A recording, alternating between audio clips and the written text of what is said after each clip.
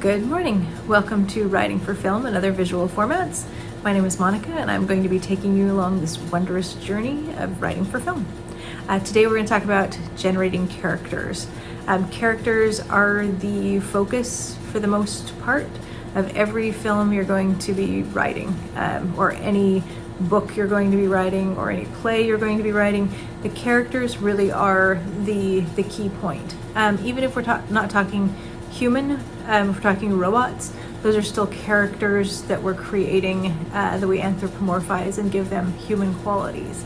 I'm thinking of WALL-E right now. But either way, the character is always going to be the thing that is driving the story.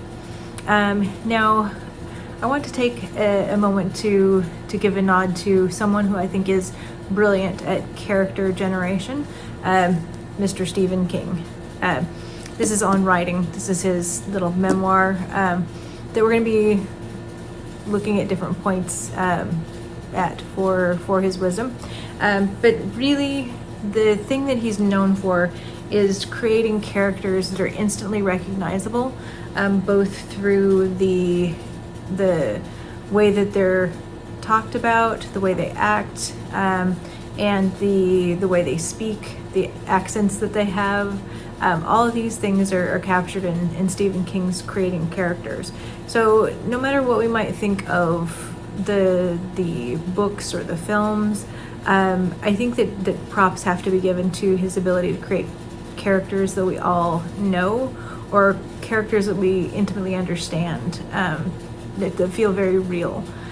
So if you want to look at any of his films or books, you might go back and try and just very cleanly focus in on how he generates character and how he creates character. But for the rest of us, we've got to figure out ways to make our characters three-dimensional, real, recognizable, and feel like they are inhabiting the movie rather than just stereotypical cutouts that the plot is trying to be just shoehorned in there with them. So the first thing that I want to talk about character generation is you start with what you know and you move out. People you know around you, to think about how you would characterize them or describe them to somebody that didn't know them. You could talk about how they speak, how they act, how they dress, what's their backstory or history, and then these other elements that we're going to talk about now. And the first thing then you would take and try and make a character description of those people that you have around you. You can listen to the way they speak. You can actually write down actual dialogue, things that they say. Maybe you don't tell them that you're making a character out of them, but you create that character and try and match it as exactly as possible with the person that you know and see how you do. So that's a good just skill set to build, is people around you, people you know. And then the next part is just imagining characters. So this is not a real person that you know, but you are imagining them into existence. And these about 5 things we're going to do will help us make that character real. The first thing is the backstory. And we've talked a little bit about making your own backstory, the things that, if you were having an interview with someone, what you would put forward, that you'd want people to know about you or your work or how you live in the world. This is the same with characters. You want to think about what makes the character the person they are today. What early influences did they have? Were they born in a certain geographical area? Do they have certain political leanings because of where they were raised? Do they have certain life events that make them who they are today? So you think about their past history and their way that they were built, and then also how they would be telling you about themselves if they were describing themselves. This is also good to work with when you're talking about a character that's an unreliable narrator. When you're talking about in books, this is something, like you're talking about Humbert Humbert, as somebody who's telling you about themselves, but it becomes obvious that the way that they're talking about themselves, they're putting themselves forward, has no relation to reality. So they are actually not a reliable narrator for themselves or for the facts of the matter. And so you would know that anything that they told you would not probably be true. So that's like an unreliable narrator for describing himself or herself or themselves. But that's usually the backstory part of it. Like, how did you become how you are? When you talk about people who are grifters, often they will have a backstory about how they came to be rich and famous from a poor beginning to rich and famous, and you can be rich and famous too if you just follow these very simple things that they're wanting you to do or be or give money to. And that's this is my backstory, but I'm being an unreliable narrator, but I'm doing it for a purpose. I'm doing it to get you to give money or to put yourself in my hands, and so I can form you because I have a compelling history I'm telling you about, or backstory I'm telling you about. But these are ways to go about building your character, is to figure out what is their backstory. Now, this may never show up in your script, in your book, your screenplay, but it will inform the choices that this character makes. And you can disclose as much or as little as that as you want when you're talking about them, what their backstory is, but it will inform everything that they do. Now, this is helpful. People will sometimes skip this because they're like, well, the plot, and we can see what's going on, and so we don't have to do all of this character work. But what I've found is that when you get to know your characters better, oftentimes I'll be working along the plot, going speedingly how it's just supposed to be, and suddenly my character will say or do something that I'm like, wait a minute, where is this coming from? And it's because in the back of my mind I've done this character work, and they become real enough that they start to expose themselves, not literally, expose themselves to me as I'm going along trying to put them into a plot, when I realize, oh, wait a minute, this character comes from this area, and it would be something that they would feel or do or be that I hadn't thought of when I was plotting out things, but that this character is going to be doing it differently than I had imagined that they would. This is all just me. I'm not psychotic. This is a writerly thing. So don't worry, you're totally normal if this happens to you. But the idea that your characters will start to talk to you the more that you know them, and the more that you are listening as you're going through creating the story, or creating, you may have created a plot line for it and it doesn't work anymore because this character is not going to do that. They're just not. So you have to rethink it from the character point of view, like, what makes this real? What's a real response? What's a real thing that would happen if someone had a backstory like this? I like to often look at Terminator 2, about the main character that was in the first Terminator. You've got a woman who's working as a waitress, just a regular person, and suddenly is thrust into this world where, not only is time travel possible, but killer robots are possible. And you've fallen in love with someone who is a freedom fighter trying to, not be killed by the Terminators, who has traveled through time for you. And so you have this thing where it's like all of these things that are terrifying fairy tales has become true, and you really believe it because you've been there. Now fast forward to Terminator 2, you've got this character who has, had a son, and she has gone through the idea that your son is going to be, the one who defeats the Terminators, the chosen one, and that these people, these robots, are real, and you're always going to have to be worried about being in danger about that happening again. So they build a character in which, at the beginning of the movie, even though she's not the immediate main character, her son is, You've got it where she has done things based on the events that she's witnessed that have changed her character. Suddenly she's going about, meeting people who are maybe a little bit disreputable, but will help her learn how to defend herself against the coming war.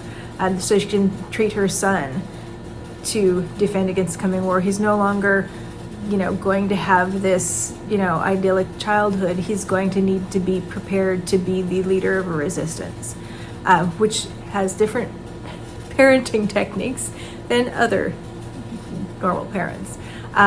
So you've got Sarah Connor, who is at one stage a waitress, normal woman, normal life, whose life is completely unended, and you can't expect her to stay the same.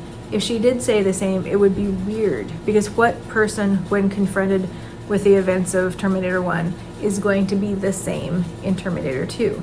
So they do a great job of looking at that and going, okay, what would a person really become if they understood that this is real, this is the danger, and you're going to look like you're crazy to everyone else, but this is real, and so you're going to take these steps.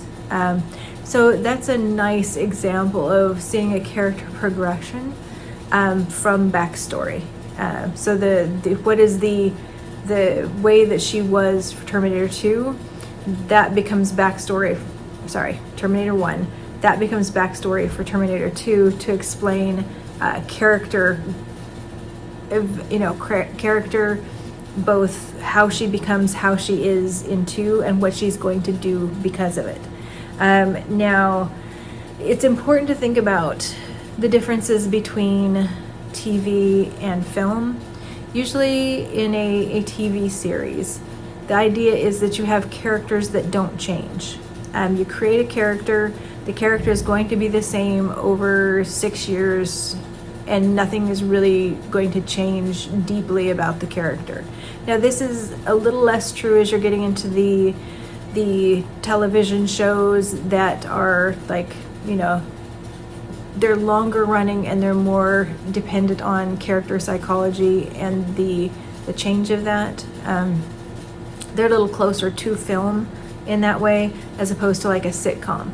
A sitcom relies on the fact that your character is always going to be the same and is going to be getting into the same kind of hilarious problems that they were. So it's one of those things that if you look at it's a broad generalization. If you look at some of the TV shows that you have a character that, descends into madness and then has to come back from that, or, ends up having cancer and so starts a meth company. Those are going to be changes in characters. But if you're talking more like a sitcom, that's, what's funny about it is you have these hilarious characters that just never figure it out. Sometimes when you have a character that changes, then it ruins the dynamic, and sometimes people don't like it, and so then the show goes off the air because the characters have changed in a way that audiences didn't expect or like. But for the most part, that idea of character being more of a static idea, and then you get into drama where characters change eventually over time, maybe slowly, so you don't have that jolt to viewers where they have to reassess who is this person anyway, or to have a reason why a character would change drastically if something happens to them and therefore their character shifts. But in film, most of the time it's important to have characters change over the 90 minutes, to have something, the way of life that they start out in has changed drastically when you get to the end of the film. So the character shift is going to be pretty massive for the most part. That's, again, generalizations, but you definitely, for the most part, there's some sort of shift that you see. If you have a tragedy, you have maybe a character that does not change, and that is their downfall, because they cannot change or they refuse to change. But all of this has to do with the backstory and the character build for that. So it's good even if your plot isn't going to be involving changing from their early backstory. You have to have an idea of what their most recent history and how it affects things. So that's character building with a backstory or back history. You can also have a more fun way of character generation. I like to play the dating game. I know way back in the day when I was doing some online dating, I used to like to send out questionnaires to people, like fun questions that would help to see, well, how willing are they to play with the process, and also how are they going to respond to some of these questions, so I get to know more about them and how they are, and the things that they like, they don't like, where they are in the world. So I would do a 20 questions, and that's what I would send. If somebody seemed to be interested in hanging out with me, it's like, okay, would you like to play 20 questions? I can imagine this being a horror movie also, where I can just imagine. I don't know that I was great at online dating, but anyway, it's good to do with your characters because you can ask them a number of questions, both silly, fun, and serious, so you know like who they are in a fun way, to do like a dating. This also includes figuring out, what does your character look like when they take pictures that they share? Do they share pictures of them and their family, them and their pet, pictures that they're not in because they don't like to have pictures of themselves online or to share that? If they are going to dress for a date, are they super casual? Are they very fancy? Do they have an outfit that is, basically the cost of, a small foreign country, the GDP of a small foreign country? These are things to think about. What are they like on the inside? What are they like on the outside? What do they like to do? Do they spend all their time playing, like online games? Do they go to baseball games with friends? Are they really sports minded? Do they not know who is who in sports at all? What is a quiet night at home look like for them? But to have these sorts of questions that your character can then will help you out to get to know them better, and can also give them some fodder as far as what things do they have in their home. Like, is their refrigerator packed with fresh food that they're going to be making? Do they get pizza every Friday night? Like, are they allergic to chili powder? All these sorts of things that are just interesting to know. And if you were wanting to get to know them better, these are the things that they might share. So to think about having fun with this, both what do they look like on the outside? What are they like on the inside? What are their habits? What are they doing on a Friday night? What are their interests? All of those sorts of things. So if you might think about dating your characters, this is how you might do it. Sit down and actually have them answer some questions like this. And then the last two things I'm going to talk about is their nevers and their musts. For every character, there is some, I won't do this, or I won't be this. And they're for different reasons why they are that way. But it's like the Meatloaf line, I would do anything for love, but I won't do that. So there's always somewhere in a character that they have a line that they are not going to cross, or they don't want to cross. The point of a writer is to go, okay, how can I bring them up to this line and test that? What would make them have to go over that? Under what circumstances would they do that? That's interesting, is to know, if I have a line I'm absolutely not going to cross, I want to make them cross it, or at least try my best to make them cross it, because that's tension. I have a deeply held belief, and I'm still going to have to do X, or I'm still going to choose to do Y. So that's their, what are they never? Never. That's the line in the sand. This is something that you're developing in a character. If you put this into a script, it's like they always say, if you introduce a loaded gun in a drawer in Act 1, somebody has to be using it in Act 3. And that's, the dramatic sort of way of doing things. But if you're setting up that a character has this line, this, like non-negotiable in Act 1, you probably have to see that being tested in Act 3. But you want to make it not be, you don't want to be just creating this out of nowhere. It seems like a dumbass thing. I'm going to talk about Back to the Future 2, and to some extent into 3.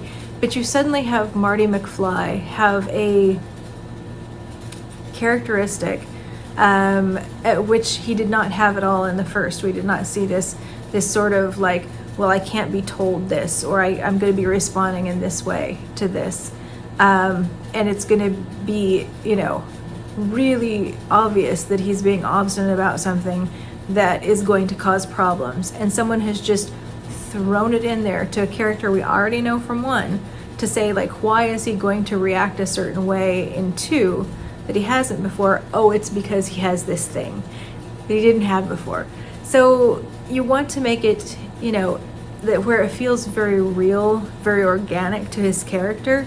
And if you're writing a sequel, you really have to take into consideration, what have we seen of this character in the first movie?